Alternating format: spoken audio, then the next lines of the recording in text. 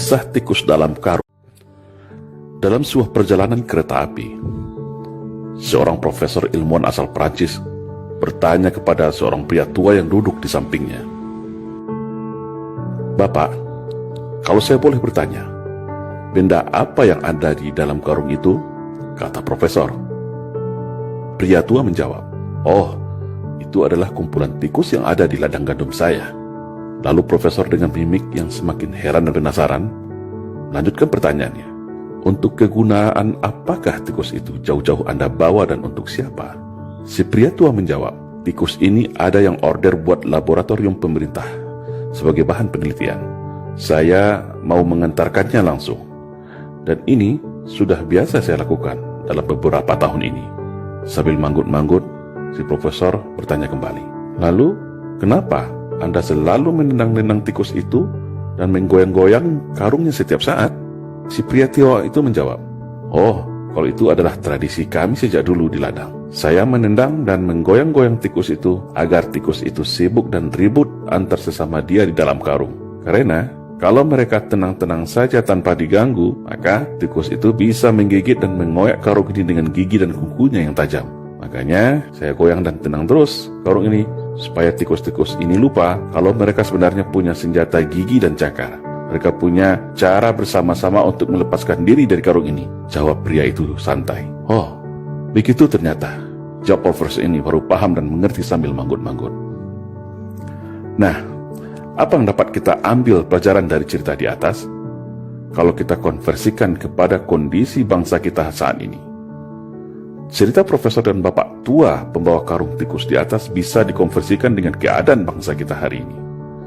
Sebuah bangsa yang besar, bangsa yang plural, bangsa yang majemuk, tapi saat ini terjebak dalam jurang perpecahan yang begitu tajam dan dalam. Ibarat sebuah piramida kehidupan, mulai dari puncak piramida, tengah dan bawah, terpecah belah oleh ego dan kepentingannya masing-masing. Apakah ini natural? Apakah itu alamiah terjadi? Sebagai bangsa yang memiliki sumber daya alam melimpah seperti ini, sangatlah menggiurkan bagi para taipan dan negara maju yang haus akan sumber daya alam.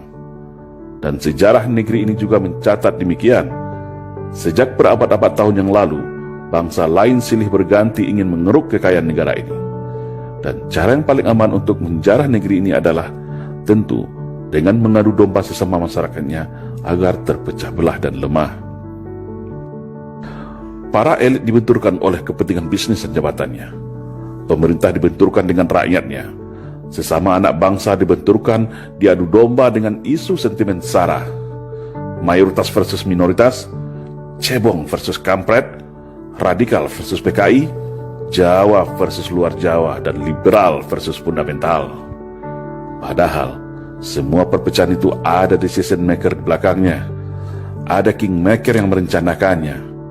Para elit memiliki kekuatan invisible hand yang ingin mengalihkan segala perhatian, menguras energi bangsa, hingga kita semua lupa, lengah bahwa bangsa ini adalah bangsa yang besar, bangsa yang hebat, bangsa yang tangguh, bangsa yang ramah, baik dan patriot sejati, sebagaimana pendahulu kita mendirikan negara ini dengan segenap jiwa raganya. Setiap hari, setiap menit dan detik, ada saja isu permasalahan yang muncul seakan memaksa kita, menggiring kita, memancing emosi kita untuk terus berkelahi, saling mencaci, dan saling membuli. Seolah tak ada lagi celah untuk kembali ke masa indah yang penuh kerukunan, ketentraman, dan saling percaya dan toleransi. Yang agama satu tak recokin agama yang lainnya. Yang aliran berbeda tidak hakimi aliran yang lainnya. Suku lain tidak menghina suku lain. Kehormatan sara sangat kita junjung dan hormati. Tapi saat ini, isu sara seolah menjadi amunisi dan senjata untuk memecah belah anak bangsa. Akhirnya yang terjadi, sesama anak bangsa terjebak dalam jurang gelap perpecahan tiada henti, yang membuat para cukong, elit minority, kingmaker semua tepuk tangan dan tertawa sambil menghisap kekayaan negeri ini dengan tenang. Sudah saatnya bangsa ini sadar akan jati dirinya. Sudah saatnya kita semua paham arti dari semua perpecahan ini.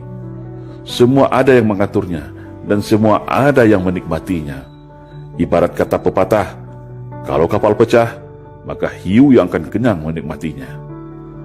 Padahal, mereka yang merancang ini hanya dari kalangan yang sedikit, tapi berhasil memecah belah serta membodohi kita semua dengan propaganda dan adu domba. Seperti pria tua yang selalu menendang menggoyang tikus dalam karungnya agar selalu ribut dan lengah. Sekarang, kembali kepada kita semua.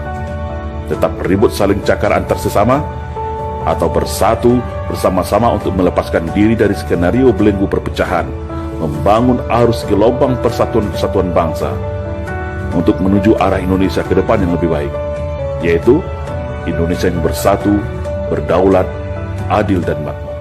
Salam.